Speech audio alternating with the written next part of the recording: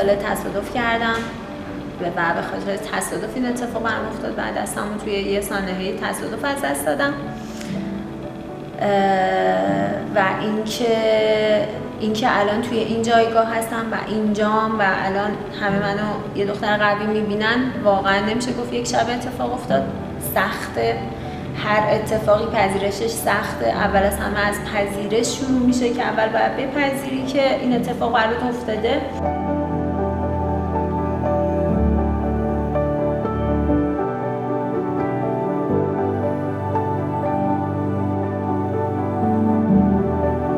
حرکتی که نمیتونستم بزنم و تمام تلاشمو میکردم که اون انجام بشه، انگار پله پله آجرامو میچیدم تا بیام بالا و قدرتمو پیدا کنم، قوی تر بشم، اعتماد به نفسمو افزایش بدم.